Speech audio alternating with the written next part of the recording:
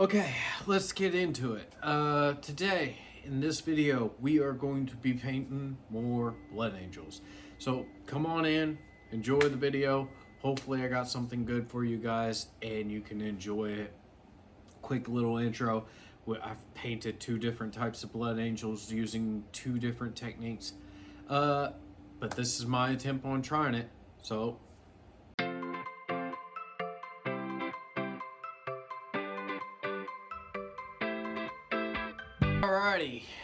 Alright, in today's video I got two different types of Blood Angels for you. One dry brushed and one zenithal. Let's see which one turns out better. Okay, if you guys tuned into this video and you saw the intro, you got duped into a beginner trying to paint some Blood Angels. But, you know, I did my best with a zenithal and a dry brush. I was going to paint three types, but, you know, this is what I got into. But basically, that's how I started it off. Okay, when I first started off painting the Blood Angels, obviously I did a black primer. Primed them all black to make sure that they have a primer down. And then I took my airbrush for one of them and sprayed above with a zenithal highlight to bring out the highlights and to accentuate the shadows, to make it look, give the model some depth. After I did all that, I came back through with some Vallejo Air Red and sprayed it from above and tried to get all the recesses or all the model in that Vallejo Red.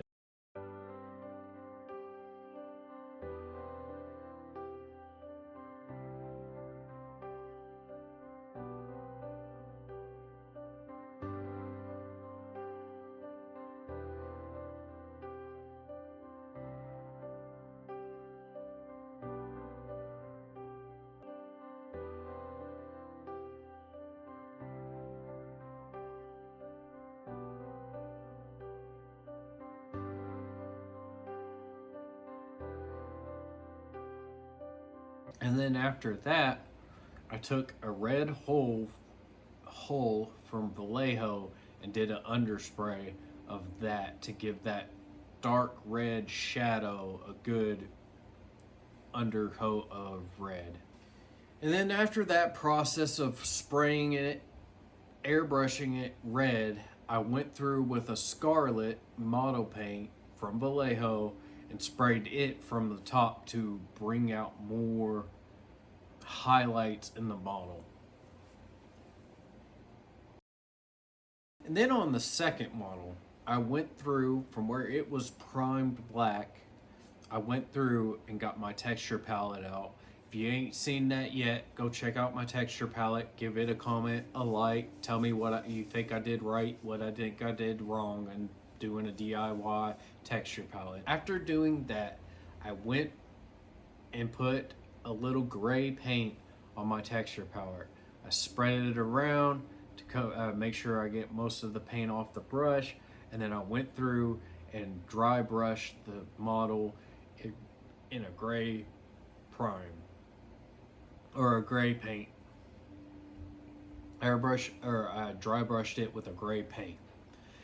Then after I did that, I went through with a white and added more to the highlights of the dry brush. This time I didn't try to cover the model entirely with the paint. I just tried to hit those raised edges. After that, I went through, got my paint ready, and I started filling in details. I started painting the weapon in a gunmetal. I started painting the black on the in between the folds to get the in between the armor pieces, and then I went through and did the vents in a gray, and then I did the weapons in a silver, the tips of the weapons, the scope, and the ejection ports, and all the rest of the details that accentuate the black. Then I went back through with a black and brushed most of the weapon black.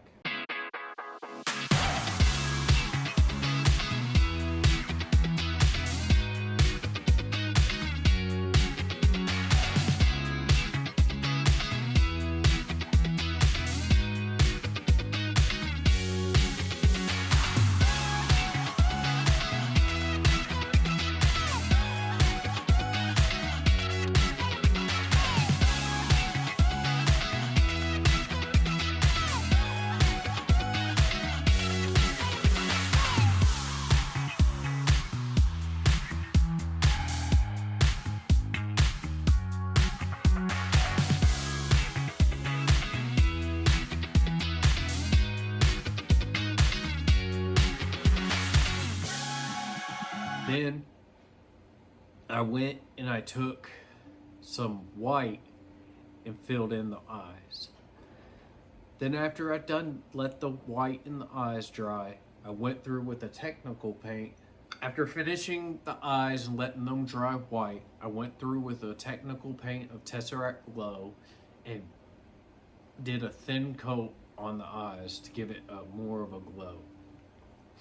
Then after that dried, I went through with a green and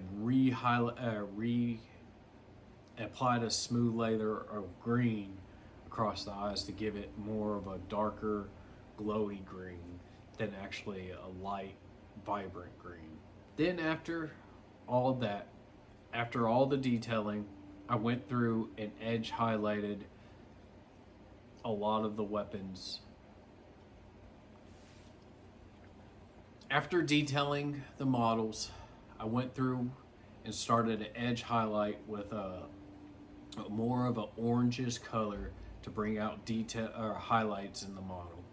So that was my method on doing these blood angels and stuff. It's not the perfect method. It's not a great method at all. Well, great.